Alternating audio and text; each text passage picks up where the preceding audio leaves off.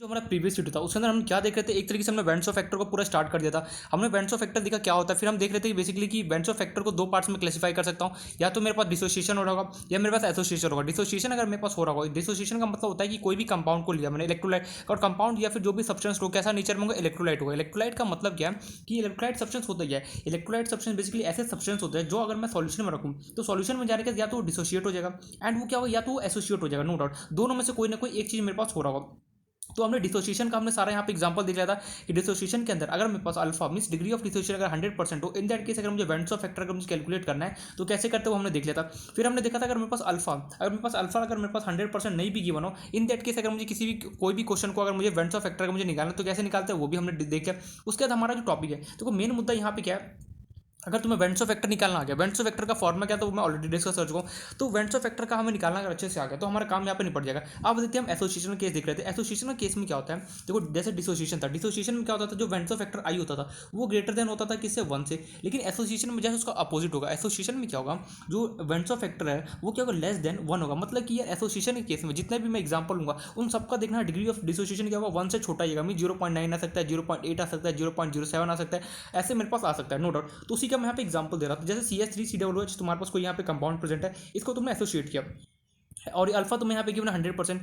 तो देखो अगर तुम एसोसिएट करोगे, एसोसिएट करने का मतलब क्या है कि वो आपस में कहीं चिपक जाएगा। चिपक जाएगा कैसे, कोई सॉल्यूशन लिया, ठीक है, जैसे वाटर होता है, वाटर के अंदर वाटर लेते हो उसको बॉईल करना, उसके अंदर हम चीनी डालते हैं, जो चाशनी बनाते हैं ना स्वीट्स वगैरह का, तो क्या होता है जो शुगर होता है चिपक जाता है ना वाटर के अंदर, उसको उस प्रोसेस में क्या बोलते हैं, एसोसिएट होना बोलते हैं। तो सेम एज इट इज हमारे पास यहाँ पे भी होगा। CH3COOH था, जब मैंने इसको एसोसिएट किया, एसोसिएट मतलब कि वो क्या होगा, किसी भी कंपाउंड से जाकर चिपक गया। तो यहाँ पे मेरे पास मैंने क्या किया, CH3COOH के साथ उसी के साथ मैंने चिपका दिया, इसको चिपका दिया तो दोनों देखो साथ में आ गया। और ये इन दोनों के बीच में जो ये चिपक रहे इसको किसके चिपक क्यों रहे, हाइड्रोजन बॉन्डिंग की वजह से, हाइड्रोजन बॉन्डिंग की वजह से। ऐसे ही शो ऑफ करने के लिए बता दिया।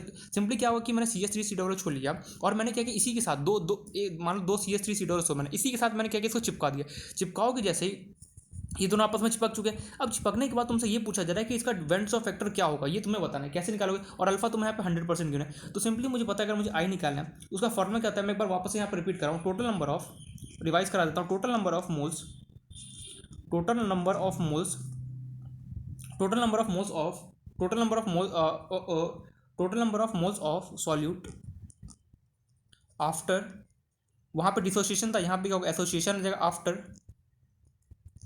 Association divide by total number of,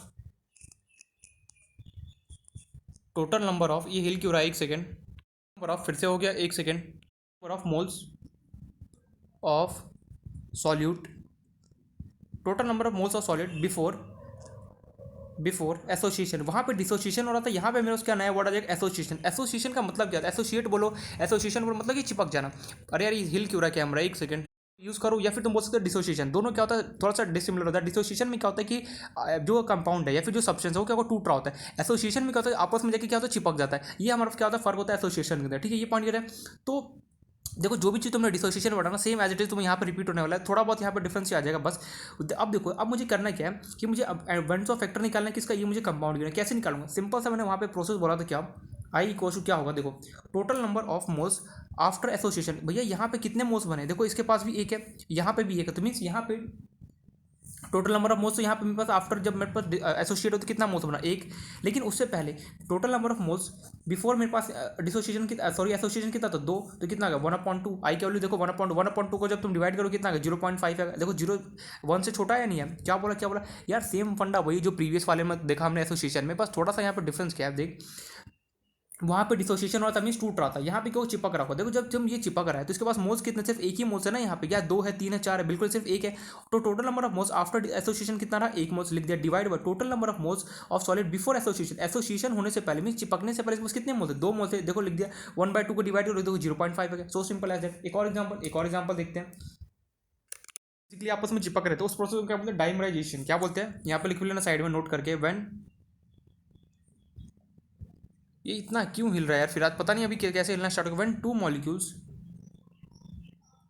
get attracted लिखूँ या फिर चिपकना, कैसे लिखूँ, when two molecules get attracted, इसको हम बोलते हैं it's called, it's process is called, it's process is called dimerisation, dimerisation, dimerisation, ठीक है।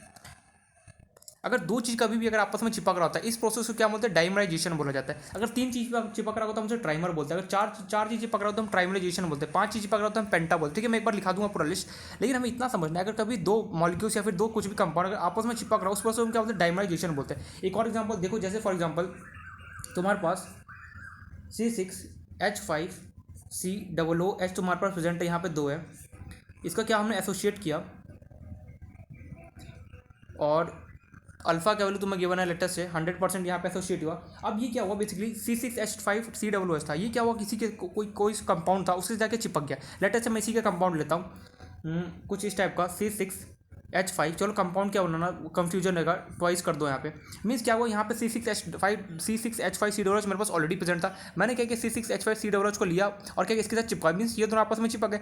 चिपकने की वजह चिपक गया। अब मुझसे पूछा जा रहा है इसका वेंसो फैक्टर बताओ कितना होगा, ये हमसे पूछा जा रहा है। मतलब कि मान लो तुम्हारे पास शुगर था, चाशनी था तुम्हारे पास, और यहाँ पे भी तुम्हारे पास चाशनी है, दोनों चाशनी को तुमने मिला दिया। ठीक है, उसका तुमसे ये पूछा जा रहा है उसका वेंसो फैक्टर बताओ क्या होगा। तो चाशनी को ना बोल के तुम यहाँ पे समझना C6H5COOH है, ये तुम्हारे पास गिवन था। इसको क्या किया, C6H5COOH के साथ तुमने आपस में मिक्स कर दिया। इसके मिक्स करने के जैसे ही आपस में दोनों चिपके, चिपकने के बाद तुम्हें ये बताना है कि इसका वेंसो फैक्टर क्या होगा। सिंपल सा कुछ नहीं करना है। आई का फॉर्म क्या होता है, total number of moles solute after association. भैया एसोसिएशन चिपकने के बाद इसके कितने मोल्स है, यहाँ पे देखो ये नंबर वगैरह से कुछ लेना नहीं है, हमें बस देखना है कि इसके पास यहाँ पे कितने मोल्स है। देखो एक है, लिखा एक, divide by total number of moles of solid before association. Association से पहले टोटल नंबर ऑफ मोल्स कितना था, 2। सॉल्व कर दो, कितना आ गया, 0.5। अगेन आ गया आंसर, खत्म कहानी। यार यही हमारे पास प्रोसेस होता है। देखो एसोसिएशन में क्या, देखो ये जो कंपाउंड है, अब यार ये मन में आ रहा होगा, यार मुझे कैसे पता चलेगा ये इसका कंपाउंड का एसोसिएशन होगा, डिसोसिएशन होगा। देखो ये इस टाइप का कोई क्वेश्चन तुम्हें नहीं देना, ये बस मैं जनरल बात बता रहा हूँ। ये हमें कभी भी, मैं एकदम बेसिक से एग्जांपल दे रहा हूँ ताकि तुम्हें क्लियर हो जाए कि यार वेंसो फैक्टर होता क्या रियलिटी में, कैसे डिसोसिएशन एसोसिएशन में क्वेश्चन में सॉल्व करना होता है। क्वेश्चन में तुम्हें रियलिटी में सब कुछ गिवन होगा कि उस प्रोसेस का एसोसिएशन हो रहा है या फिर डिसोसिएशन हो उस कंपाउंड का, ये तुम्हें ऑलरेडी मेंशन हो क्वेश्चन में, इसलिए डरना नहीं। मैं बस कुछ एग्जांपल दे रहा हूँ जिससे तुम्हें क्लैरिटी हो जाए कि अच्छा अगर मान लो कोई कंपाउंड है, उसका मुझे अगर वेंसो फैक्टर निकालना तो मैं कैसे निकाल सकता हूँ, ये पॉइंट ऑफ क्लियर। तो यहाँ एक और एग्जांपल दूँ या फिर काफ़ी है। और तो यहाँ पे हमने नोट डाल के देखा, जो प्रीवियस में हमने देखा था डिसोसिएशन में क्या हो रहा था, जो ऑब्जर्व कॉलिगेटिव प्रॉपर्टी था वो क्या था, ग्रेटर देन किससे होता था, कैलकुलेटेड कॉलिगेटिव प्रॉपर्टी से। लेकिन यहाँ पे जस्ट अपोजिट होगा, क्या यहाँ पे जो कैलकुलेटेड कॉलिगेटिव प्रॉपर्टी है वो क्या होता है, ग्रेटर देन होता है किससे, ऑब्जर्व कॉलिगेटिव प्रॉपर्टी से।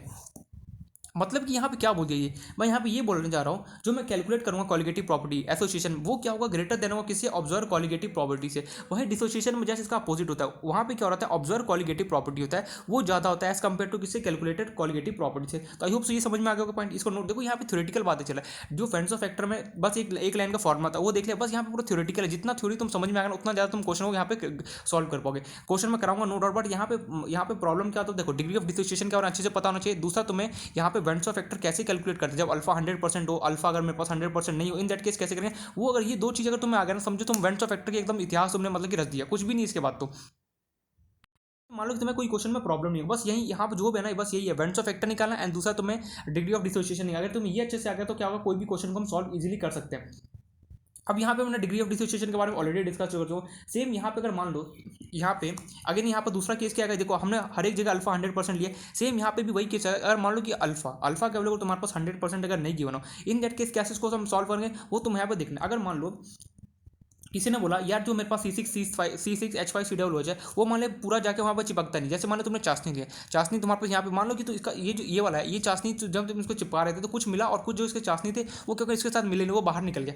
तो ऐसे केस में क्या होगा उसको हमें देखना है। तो वही अब नेक्स्ट इसका टॉपिक है वही, if alpha is not 100%, if alpha is not 100% then, अरे भैया अगर अल्फा 100% अगर मेरे पास नहीं होगा तो मेरे पास कैसे उसको सॉल्व करेंगे वो हमें यहाँ पे देखना है। आज कैमरा बहुत ज़्यादा हिल रहा है, पता नहीं क्यों।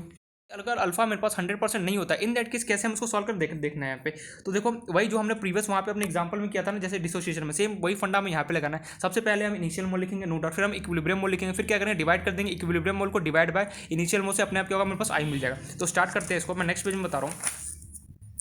तो फॉर एग्जाम्पल पहला मैं इसी में एग्जाम्पल दे रहा हूँ, मैं इसको एग्जाम्पल के तौर पर समझाऊंगा, ठीक है। जैसे फर्स्ट ले लिया मैंने वही 2CH3COOH तुम्हारे पास यहाँ पे गिवन है, ठीक है। इसको रिवर्सिबल रिएक्शन है, चलो ये आगे पीछे कोई भी बन सकता है। ये क्या हुआ कि इसको मिलाया तुमने, ये बन गया CH3COOH होल ट्वाइस। मतलब कि तुम्हारे पास CH3COOH तुम्हारे पास कोई कंपाउंड प्रेजेंट था, तुमने क्या किया CH3COOH कोई बाहर से लाए और तुमने इन दोनों को आपस में मिला दिया। मिलाने के बाद तुमसे पूछा जा रहा है, यहाँ पे एसोसिएशन तो हो ही रहा है नो डाउट, एसोसिएट हो रहा है लेकिन यहाँ पे तुम्हारे पास जो अल्फा है ना वो तुम्हारे पास 100% नहीं गिवन है। अगर अल्फा 100% नहीं गिवन है, इसका मतलब जब ये चिपकेगा इसके साथ तो कुछ पार्टिकल्स चिपकेगा और कुछ पार्टिकल्स नहीं चिपकेगा, वो मुझे निकालना। तो मैं कैसे, ये बात तो समझ में, अगर अल्फा 100% नहीं है इसका मतलब मैं यहाँ पे एक बात तो श्योर हो चुका हूँ। तो अगर अल्फा 100% नहीं है तो कि जो CH3COOH है मेरे पास, उसके कुछ पार्टिकल्स, कुछ उसका जो मॉलिक्यूल्स है वो इसके साथ कुछ पार्टिकल्स मिला होगा और कुछ क्या होगा, नहीं मिला होगा। अगर 100% होता तो मैं डायरेक्टली ये बोलता कि दोनों आपस में क्या होगा, एकदम प्योरली मिलेगा, ये जितना ये था आपस में पूरा मिल चुका।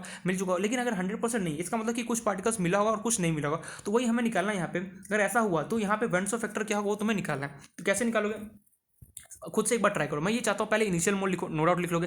फिर तुम्हें यहाँ पे लिखना है इक्विलिब्रियम मोल। इक्विलिब्रियम मोल में थोड़ा सा यहाँ पे झंझट है, बाकी तो कुछ भी नहीं। अगर वो समझ में आ गया ना तो तुम इजीली यहाँ पे देख लोगे कि कैसे एसोसिएशन में अगर मेरे पास अल्फा 100% नहीं गया तो कैसे उसको सॉल्व करते हैं। तो स्टार्ट करो क्वेश्चन को सॉल्व करना। वीडियो को 1 से 2 मिनट पॉज करना है, खुद से एक बार सोचने की कोशिश करो कि पहले इनिशियल मोल लिखो, फिर इक्विलिब्रियम मोल लिखो, देन आई निकालने की कोशिश करो। कैसे निकालोगे, एक बार ट्राई किया होगा, अटैम्प्ट जरूर किया होगा कि कैसे क्वेश्चन को सॉल्व करें। देखो अगर मैंने ऑलरेडी बता चुका, अगर कभी भी अल्फा मेरे पास 100% नहीं होता तो मुझे क्या अप्लाई करना है। सबसे पहले मैं लिखूंगा इनिशियल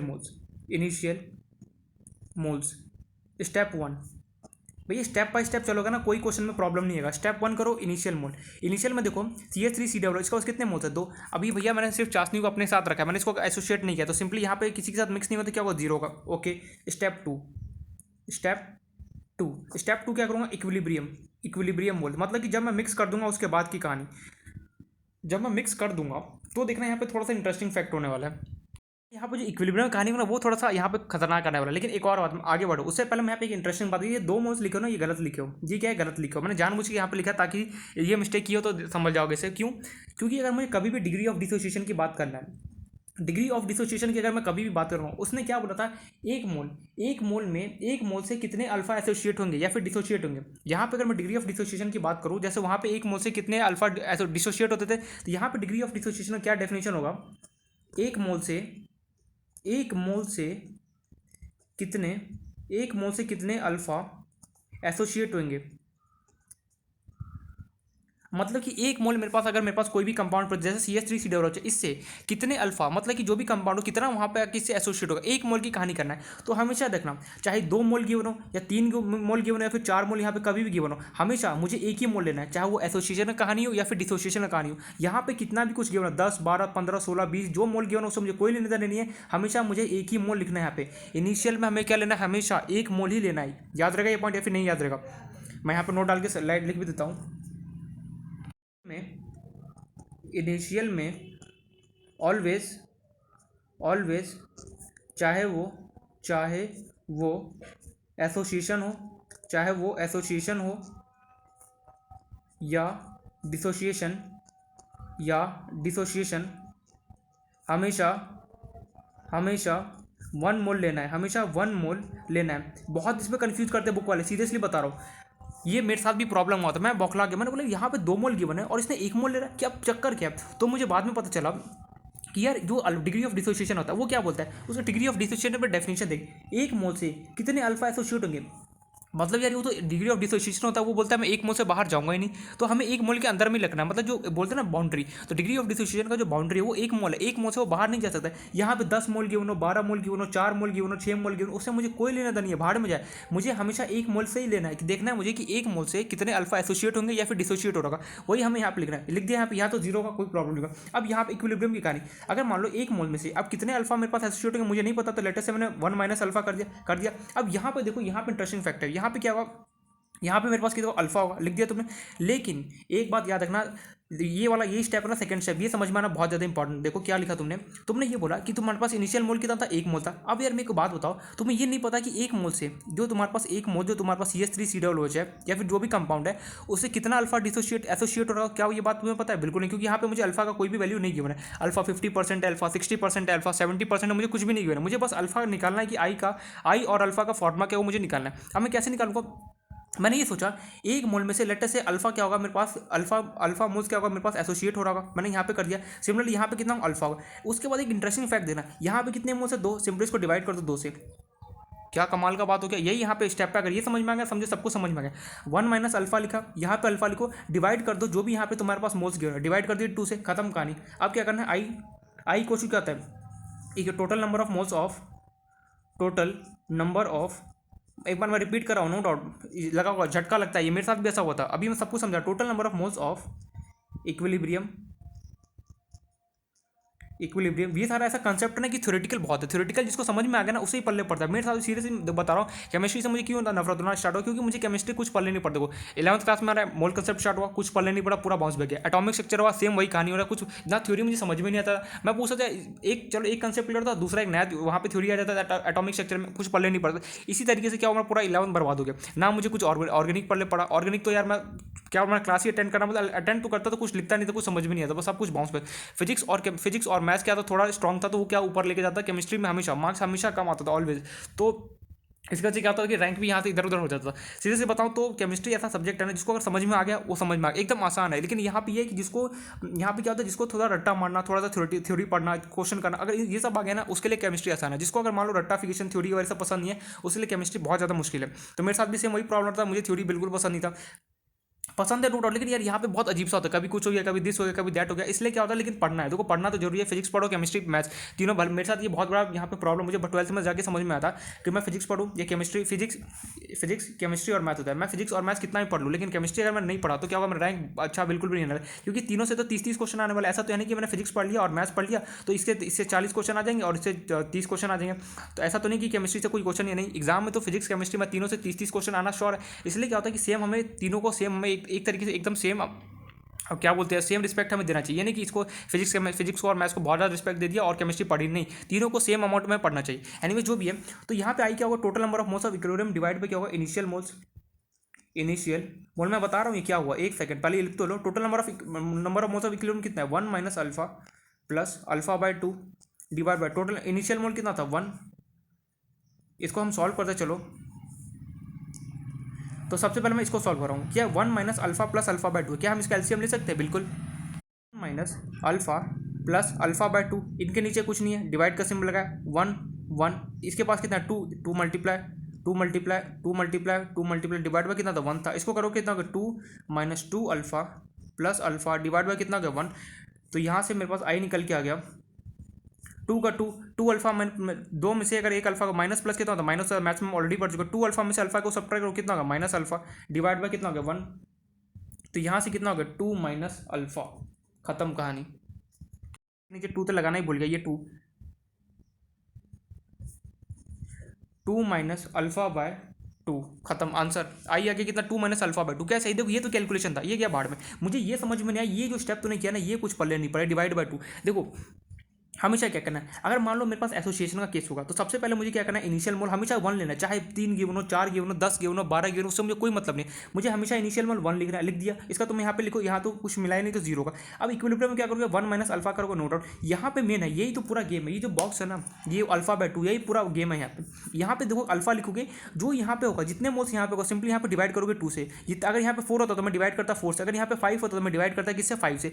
तो ये समझ में आ गया कैसे करना है, ये 1 माइनस अल्फा अल्फा समझ में आ। अब उसका देखो क्या करना है, हमेशा मुझे जितना यहाँ पे मोल्स होगा उससे मुझे यहाँ पर नीचे इसका डिवाइड करना ही करना है, हमेशा देखना। अब आई कैसे निकलेगा, टोटल नंबर ऑफ इक्विलिब्रियम और divide by initial mole, simply 1 minus alpha plus alpha by 2 था, इसको एलसीएम वगैरह लिया तो फाइनली मेरे पास कितना होगा 2 माइनस अल्फा डिवाइड बाय कितना हो गया 2 हो गया, खत्म। अगर कोई बोले if alpha equals to 100%, alpha अगर 100% इट मीन्स अल्फा का वैल्यू कितना होगा 1 होगा। अरे 100 को डिवाइड करोगे नॉर्मल तरीके से लिखो कितना होगा 1, तो देखो इसमें पुट करके देख लो, I equals 2 minus 1 divide by कितना होगा 2, 2 माइनस 1 करो कितना 1 डिवाइड बाय 2, 1/2। क्या तुम्हारे पास, जब तुम्हारे पास अल्फा 100% था तो क्या इसका आंसर 1/2 था, देखो बिल्कुल आया था। अभी भी देखो 1/2 काम खत्म। मीन्स ये तुम्हारे पास क्या बेस्ट मेथड है। तुम्हें बोले अल्फा 40% 60%, तुम्हें कोई मतलब नहीं, तुमने सिंपली ये निकाल लिया, कोई भी कंपाउंड गिवन हो तुमने सिंपली ये निकाल लिया, उसका ये जर्नल निकाला है। जर्नल निकालने के बाद तुम्हें करना क्या है, अल्फा जितना बोले 40% तो यहाँ पे 40 डिवाइड 100 करो, जो भी आएगा यहाँ पे अल्फा लिखो, सिंपली तुम्हारे पास आंसर आ जाएगा। तो इस तरीके से हमें सॉल्व करना है। मोस्ट इंपॉर्टेंट यहाँ पे ये है, इसको अपने लैंग्वेज में लिख लेना, ये लिख, जैसे तुम ये अल्फा लिखो उसके बाद क्या करना है, जितने नंबर ऑफ मोल्स मेरे पास यहाँ पे प्रेजेंट होगा सिंपली मुझे क्या करना है, उसको मुझे हमेशा नीचे डिवाइड करना ही करना है। क्या बोला फिर से एक बार, फिर से हो जाए एक बार। मैंने बोला देख यहाँ पे ध्यान से, मैंने देखो ध्यान से, मैं ये बोलना चाह रहा हूँ CH3 सीडोलोस था इनिशियली मुझे 1 मोल से और यहाँ पर 0 होगा। अब मुझे नहीं पता 1 मोल में से कितना डिग्री ऑफ एसोसिएशन यहाँ पे हुआ होगा, मुझे नहीं पता, तो सिंपली मैंने अल्फा को सब्ट्रैक्ट कर दिया। अब यहाँ पे भी कितना अल्फा होगा, इसके पास कुछ, अगर यहाँ पे 2 गिवन होता, लेटर से अगर यहाँ पे कितना मोल्स है, यहाँ पे कुछ भी नहीं गिवन है तो इसलिए मैंने अल्फा लिखा। अगर यहाँ पे 4 होता तो मैं 4 अल्फा लिखता, अगर यहाँ पे 5 होता तो मैं यहाँ पे 5 अल्फा लिखता, ये तो हमें पता है। अब उसका मुझे क्या करना है, डिवाइड बाय, यहाँ पे एक स्टेप हमें थोड़ा सा आगे बढ़ना है। यहाँ पे मुझे क्या करना है, डिवाइड बाय जितना यहाँ पे नंबर ऑफ मोल्स है उससे मुझे यहाँ पे डिवाइड करना है, दैट्स इट। अगर मान लो यहाँ पे 5 गिवन हो तो मैं यहाँ पे क्या लिखता, 5 अल्फा लिखता, और अगर यहाँ पे उसका मुझे क्या करना होता, एक स्टेप आगे जाता डिवाइड करता 2 से। ये तो ऐसे ही बस बता रहा हूँ। इस तरीके से मैं करना और आई का हमारे पास वैल्यू का काम खत्म। एक और एग्जांपल हो जाए बिल्कुल। नेक्स्ट मैं इस पर एग्जांपल दे रहा हूँ। ये तो था कि ये तो था मेरे पास कि दो मॉलिक्यूल जब चिपक रहा हूँ, अगर मान लो कि तीन मॉलिक्यूल्स अगर आपस में चिपक जाए, इन दैट केस क्या होगा एसोसिएशन, वो हम देखते हैं। उसको हम बोलते हैं क्या, ट्राइमर। क्या होता है मतलब ट्राइमर, ट्राइमर, ट्राइमर। जब तीन मॉलिक्यूल्स आपस में चिपक रहे होते हैं, तीन मॉलिक्यूल्स का चिपकना या फिर एसोसिएट, तीन मॉलिक्यूल्स का एसोसिएट, तीन मॉलिक्यूल्स का जब एसोसिएट हो रखा तो कैसे होगा, देखो ध्यान से। तुम्हारे पास लेटर से तीन कोई भी कंपाउंड, मुझे नहीं पता एक्स वाई जेड, कोई भी कंपाउंड तुम ले सकते हो। एक्स में बोल रहा हूँ, कोई भी तुम कंपाउंड लिखना चाहो, वो क्या देगा तुम्हें, सिंपली जो भी यहाँ पे कंपाउंड बना एसोसिएट। अब इसका तुम्हें आई निकालना है, क्या होगा, मुझे नहीं पता, मैं कौन सा कंपाउंड हूँ मुझे नहीं पता, इसलिए मैंने एक्स ले लिया, ठीक है। और यहाँ पे मैं ले रहा हूँ तीन मॉलिक्यूल्स है, यहाँ पे देखो एक्स के तीन, मैं यहाँ पे तीन मॉलिक्यूल्स है, एक दो तीन। तो मैंने, मेरे पास कोई कंपाउंड है जिसका मैंने मॉलिक्यूल्स कितना लिया, तीन ले लिया, ठीक है। अब मान लो कि उसका मैंने एसोसिएट किया, मैंने क्या किया, एसोसिएट किया, और अल्फा तुम्हें 100% नहीं किया, यहाँ पे अल्फा तुम्हें 100% नहीं किया। अल्फा कुछ भी हो सकता है, तुम्हें ये बताना इस केस में आई का वैल्यू कितना होगा। तो सिंपली क्या करोगे, इनिशियल मोल लिखोगे फटाफट। अब तो कुछ करना ही नहीं यहाँ पे, इनिशियल मोल्स देखना एक लाइन में आएगा। और ये रट लिया ना, अगर रट्टा भी मान लो तो भी काम हो जाए। केमिस्ट्री में कुछ रट्टा मारने से भी हो जाता है, और कुछ चीज़ों को अगर समझ में आ गया तो और कमाल का बात है। इनिशियल मोल देखो कितना होगा, 1 0 इक्विलिब्रियम। इक्विलिब्रियम मोल क्या है, देखो सेम वही हम स्टेप करें जो हमने डिसोसिएशन में किया था, वही हम सेम स्टेप एसोसिएशन में, यहाँ पे एक स्टेप बढ़ जाएगा। इक्विलिब्रियम मोल कितना होगा, 1 माइनस कितना लिखूंगा मैं, अल्फा। इसके बाद यहाँ पे कुछ भी नहीं किया ना, इसलिए मैं क्या लूँगा अल्फा। अब मुझे क्या करना है, डिवाइड बाय, यहाँ पे कितना है कि मैंने 3 कट दिया, 3 से काम खत्म।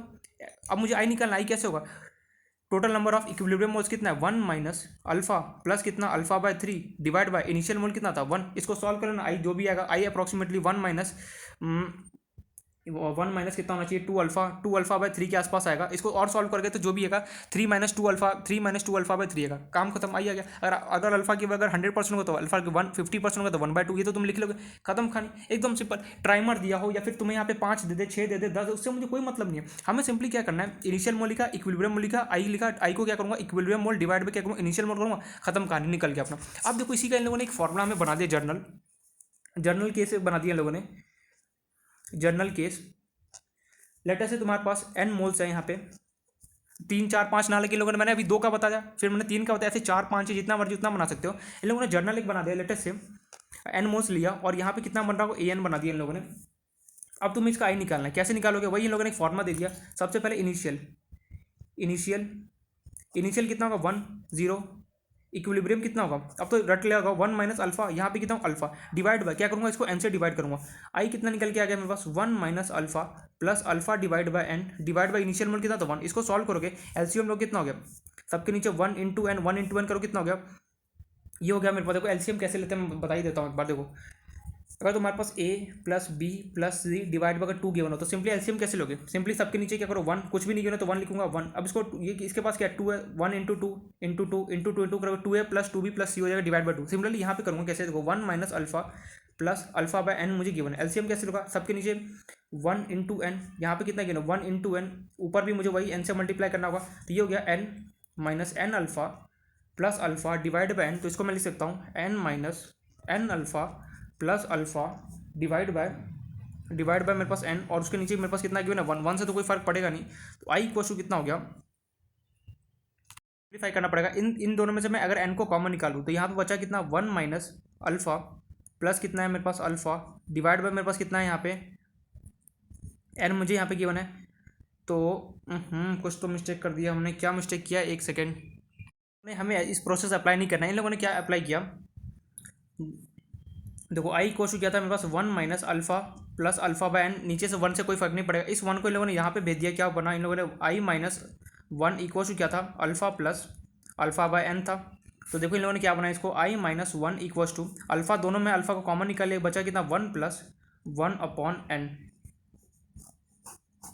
खत्म कहानी। अगर कभी भी मेरे पास एसोसिएट हो रहा होगा, इन दैट केस अगर एसोसिएट मेरे पास हो रहा होगा जर्नल, और मुझे कभी भी अगर बेंच ऑफ फैक्टर मुझे निकालना, अगर 100% होगा तो कैसे करेंगे मैं ऑलरेडी बता चुका हूँ। अगर यहाँ पे ये वाला फॉर्मुला भी अप्लाई कर सकते हो, 100% हो, 50% हो, 60%, उससे मुझे कोई मतलब। अगर 60% होगा मैं क्या करूँगा, उस परसेंट को नॉर्मल में कन्वर्ट करूँगा, सिंपली यहाँ पे करूँगा, आंसर आ जाएगा। तो यहाँ पे हमने ये देख लिया कि अगर मुझे कभी भी बेंच ऑफ फैक्टर को मुझे निकालना हो, चाहे जर्नल 100% गिवन हो, अगर 100% नहीं भी गिवन हो तो मैं कैसे अप्लाई करूँगा, इनिशियल इक्विलिब्रियम, इसको सॉल्व करूँगा, मेरे पास आंसर आ जाएगा। फिर अगर जो भी परसेंट गिवन हो उसके अकॉर्डिंग मैं यहाँ पे पुट करूँगा, मेरे पास आंसर आ जाएगा। ये समझ में आ गया। और एन हमें क्या करना है, एन हमें क्या बताएगा, जितने नंबर ऑफ मेरे पास यहाँ पे मोल्स होंगे वो हमें क्या होगा, एन बता रहा होगा, ये याद रखना पॉइंट, ठीक है।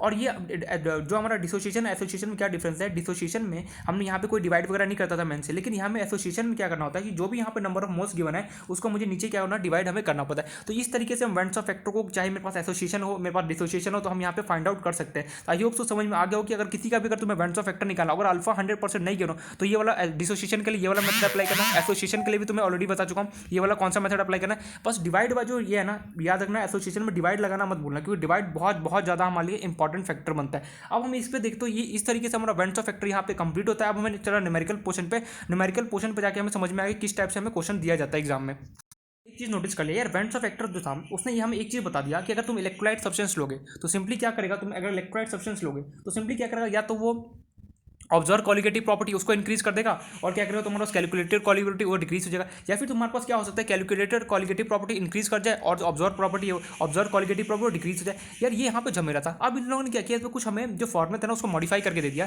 कि देखो ध्यान से हमें यहाँ पे क्या करना है। अगर हमें एक बात बताएं, अगर मेरे पास नॉन इलेक्ट्रोलाइट सब्सटेंस होगा, नॉन इलेक्ट्रोलाइट सब्सटेंस अगर मेरे पास होता है, उसमें क्या होता है हमारे पास, ना तो नो डिसोसिएशन, ना तो कोई डिसोसिएशन हो रहा होता है, नो डिसोसिएशन और एसोसिएशन, ना तो हमारे पास कोई डिसोसिएशन होता है ना क्या होता है हमारे पास एसोसिएशन होता है। सो देयरफॉर जितने भी नॉन इलेक्ट्रोलाइट सब्सटेंस है, therefore their value of I is equals to 1। Important note, जितने भी नॉन इलेक्ट्रोलाइट सब्सटेंस होते हैं ना तो डिसोसिएशन होता है ना एसोसिएशन हो रहा होता है, उसलिए इनका जो वैल्यू ऑफ आई होता है, वेंट्स ऑफ फैक्टर का जो वैल्यू होता है वो क्या होता है, आई होता है। एग्जांपल कौन कौन से, ग्लूकोज हो गया, देन यूरिया हो गया हमारे पास, देन शुगर केन हो गया, देन हमारे पास और भी सुकरकोस हो गया एक्सेट्रा। जितने भी नॉन इलेक्ट्रोलाइट सब्सटेंस होते हैं उन सबका आई क्या होता है, वैल्यू 1 होता है। अब यहाँ पे क्या किया, जो वेंट्स ऑफ फैक्टर था अब उसने कुछ फॉर्मूला हमें दे दिया कि अगर तुम्हारे पास इलेक्ट्रोलाइट सब्सटेंस हो तो कैसे, अगर मान लो कि इलेक्ट्रोलाइट सब्सटेंस हो, अगर मान लो कि हमारे पास कुछ, जैसे किसी ने पूछा कि बॉइलिंग पॉइंट बताओ क्या होगा, किसी ने पूछा फ्रीजिंग पॉइंट बताओ क्या होगा, किसी ने पूछा ऑस्मोटिक प्रेशर बताओ क्या होगा मेरे पास इलेक्ट्रोलाइट सब्सटेंस के केस में, तो कैसे निकालेंगे वो हमें यहाँ पे कुछ फॉर्मूले आ गए। तो यहाँ पे सब डिस्कवर हुआ कुछ नहीं, जितने भी तुमने अभी तक फॉर्मूले पढ़े ना कॉलिगेटिव प्रॉपर्टी का, सबके आगे तुम आई से मल्टीप्लाई कर दो, कहानी नहीं पढ़ के। न्यू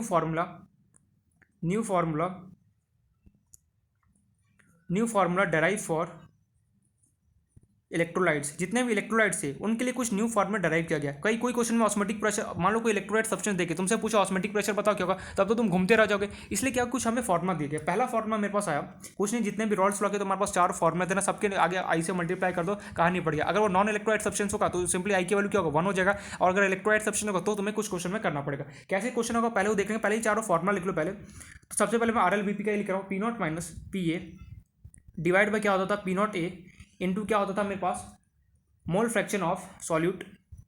अब नया फॉर्मूला क्या होगा, मल्टीप्लाई कर दो किसे, आई से। आई क्या होगा मेरे पास, वेंट्स ऑफ फैक्टर। काम खत्म, पहला फॉर्मूला। कुछ नहीं करना, जितने भी चारों कॉलिगेटिव प्रॉपर्टी थे उन्हीं चारों फॉर्मूले के आगे सिंपली आई से मल्टीप्लाई कर दो। सेकंड तुम्हारे पास क्या फॉर्मूला था, एलिवेशन इन बॉइलिंग पॉइंट वाला, delta TB is equal to क्या था तुम्हारे पास, KB इंटू मोलैलिटी। सिंपली क्या करो, आई के साथ आई इसके आगे मल्टीप्लाई कर दो। थर्ड फॉर्मूला क्या था, delta TF equal to KF into molarity into क्या करो, आई के साथ आगे मल्टीप्लाई कर दो। देन चौथा क्या था, ऑस्मोटिक प्रेशर का, pi equal to molarity multiply by R multiply by T, कुछ मत करो, आगे इसके साथ आई के साथ मल्टीप्लाई कर दो। बस ये 4 फॉर्म है। अब मन में सवाल है कि आई मल्टीप्लाई क्यों किया। देखो आई मल्टीप्लाई करने के पीछे एक रीजन था। क्या रीजन था, जितने भी साइंटिस्ट थे उन्होंने बोला कि तूने क्या किया, नॉन इलेक्ट्रोलाइट सब्सटेंस लेके क्वेश्चन को सॉल्व किया। अगर मान ले वही सारे क्वेश्चन में अगर मैं इलेक्ट्रोलाइट सब्सटेंस देता और मैं वही पूछता, किसी से पूछता अच्छा ये बता इसका ऑस्मोटिक प्रेशर क्या होगा, मैं पूछता अच्छा ये बता इसका फ्रीजिंग पॉइंट क्या होगा, डिप्रेशन फ्रीजिंग पॉइंट क्या होगा, तो कैसे को सॉल्व करता। उसी को सॉल्व करने के लिए उन्होंने बोला हमें कुछ ज़्यादा चिंता करने की जरूरत नहीं, हमें सिंपली क्या करो, आई से मल्टीप्लाई कर दो सारे फॉर्म में क्या गए। अगर इलेक्ट्रोलाइट सब्सटेंस देगा तो हम इसको सॉल्व कर सकते हैं। तुम जो ये फॉर्मूला ना, ये तुम नॉन जितने भी तुमने क्वेश्चन किया उन सब के अंदर भी अप्लाई कर सकते थे। कैसे, जितने भी नॉन इलेक्ट्रोलाइट सब्सटेंस होता है सबके आई क्या वैल्यू क्या होगा, 1 होगा। 1 अगर 1 को किसी भी चीज़ से मल्टीप्लाई करो कोई फर्क पड़ेगा, बिल्कुल नहीं। तो ये कुछ हमारे पास 4 फॉर्मूले हमारे पास नया डिस्कवर होकर आया। इसी 4 फॉर्मूले को अब हम ये देखेंगे कि अगर मुझे इलेक्ट्रोलाइट सब्सटेंस अगर मुझे दे दिया जाता है, इन दैट केस उसका ऑस्मोटिक प्रेशर कैसे निकालते हैं, उसका बॉइलिंग पॉइंट कैसे निकालेंगे, उसका फ्रीजिंग पॉइंट कैसे निकालेंगे। इस टाइप के हमें क्वेश्चन को यहाँ पे हमें एक एक करके सॉल्व करना है। बहुत इंपॉर्टेंट था ये वेंट्स ऑफ फैक्टर का। यहाँ पे थ्योरी पूरा कंप्लीट होता है। अब हमें चलना न्यूमेरिकल पोर्शन में। न्यूमेरिकल इंपॉर्टेंट है हमारे लिए। तो देखो न्यूमेरिकल पोर्शन करने से पहले मैं आगे बढ़ूँ उससे पहले तुम्हें वेंट्सो फैक्टर कैलकुलेट करना आना चाहिए, चाहे वो डिसोसिएशन का हो चाहे वो एसोसिएशन का हो। दूसरा, तुम्हें ये जो चारों फॉर्म है ये अच्छे से लर्न होना चाहिए। अगर इलेक्ट्रोलाइट सब्सटेंस गिवन हो तो मुझे क्या करना है, आई से मल्टीप्लाई कर देना है।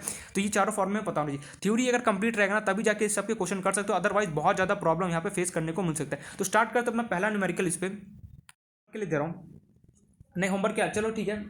At a given temperature at a given temperature at a given temperature which of the following have which of the following have maximum osmotic pressure, maximum osmotic pressure. तो मैं गिवन है पहला 1 मोलर NaCl, दूसरा 1 molar Na2SO4, तीसरा 1 molar Al2SO4 whole thrice, and तुम्हें यहाँ पे given है and value of alpha for all is 100%। ये तुम्हें क्वेश्चन है, तुम्हें यहाँ पे ये बोला जा रहा है। देखो अब मन में ये क्वेश्चन आएगा मैं कैसे पचाऊँ कि इलेक्ट्रोलाइट है नॉन इलेक्ट्रोलाइट। अगर कहीं पर भी शुगर हो गया, यूरिया हो गया, ग्लूकोज हो गया, इन सब के अलावा कुछ अगर मिल जाए ना इस टाइप का NaCl Na2 तो समझ जाना ये सब एग्जाम्पल किसके, बेसिकली इलेक्ट्रोलाइट सब्सटेंस के। ये क्वेश्चन तुम्हें ये हो रहा है किसी टेम्परेचर पर ये 4 सब्सटेंस रखा हुआ है, कंपाउंड रखा है NaCl Na2SO4 Al2SO4 whole thrice रखा हुआ है, ठीक है। अब तुम्हें ये बताना है इन तीनों में से सबसे ज़्यादा ऑस्मोटिक प्रेशर किसका ज़्यादा होगा, फर्स्ट वाला का ज़्यादा होगा, सेकंड वाले का ज़्यादा होगा, फिर थर्ड वाले होगा। कैसे सॉल्व करेंगे सोचना एक बार फटाफट क्विक।